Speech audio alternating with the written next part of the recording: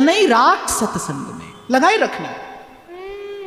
और मैं फिर आपको कहता रहूंगा कि कभी प्यार से और कभी दुलार से और कभी मार से और फटकार से भी, पर मन को भजन में लगाना है।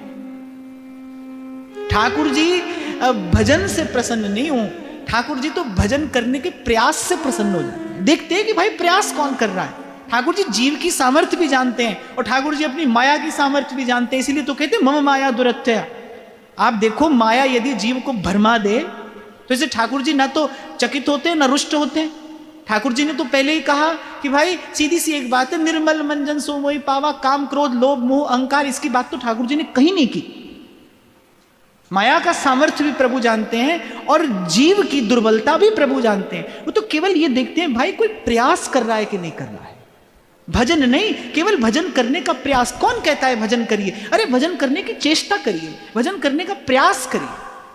हाथ में माला लीजिए तो सही, 2 घड़ी बैठिए तो सही, 2 घड़ी जाकर सत्संग सुनिए तो सही। अपने जीवन में परिवर्तन लाने के लिए थोड़ा परिश्रम तो करिए। और आप ये ना कहिए कि परिश्रम नहीं कर सकते। संसार के लिए आदमी चक्की में पिसता है जीवन भर। संसार के लिए कोई कम परिश्रम किया है आपने? आप ईमानदारी से अपने हृदय पर हाथ रखकर देखिए, संसार के लिए कोई कम परिश्रम किया है आपने? कितना पछता मरता है जीव संसार का निर्वाह करने के लिए, संसार के झूठे संबंधों को निभाने के लिए। और यहां देखिए, यहां राई के सम भजन को मानत मेरु समान। यहां ऐसे प्रभु बैठे हैं, राई जितने भजन को, थोड़े से भजन को कितना करके लेते हैं, जीव को अपना ही बना लेते हैं। अरे ध्रुवदास जी तो कह रहे रंच प्रेम में तो श्री ठाकुर जी अपने आप को ही हार जाते हैं। रंच प्रेम में अपन को हारत नवल किशोर। तो ये ना कहिएगा कि भाई हम नहीं कर सकते भजन, हम भजन का परिश्रम नहीं कर सकते। संसार में बहुत परिश्रम किया है आपने, कर रहे हैं, और भाई जब तक रहोगे करना ही पड़ेगा। यहां तो पचना मरना पड़ेगा। दया तो संत को आती है देखकर, 2 पाटन के बीच में सावत बचा न कोई। कैसे कैसे माया और काल की चक्की में पिस रहा है जीव, और बस पिस रहा है।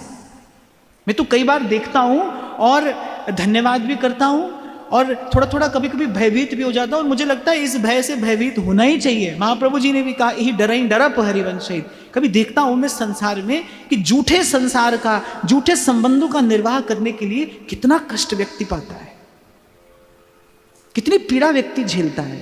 वो जानता है कुछ हाथ नहीं आने वाला, पर विवश है, विवश है, क्योंकि इस मार्ग को छोड़कर सत मार्ग पर चलने का बल भी नहीं है। इसीलिए घूम फिर कर वहीं जाता है। इसीलिए आपसे कह रहा हूं भाई कि मन लगे न लगे,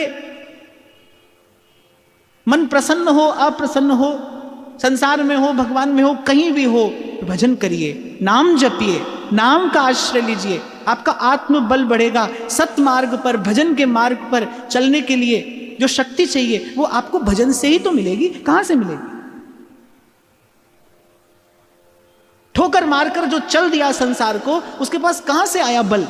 उसके पास वो शक्ति कहां से आई? हंसते हंसते मीरा विष का प्याला पी जाती है और महलों के वैभव को अपने पांव से ठोकर मारकर चल देती है। कहां से आता है वो सामर्थ्य भक्त के पास में? बस भजन से ही तो आता है। इसीलिए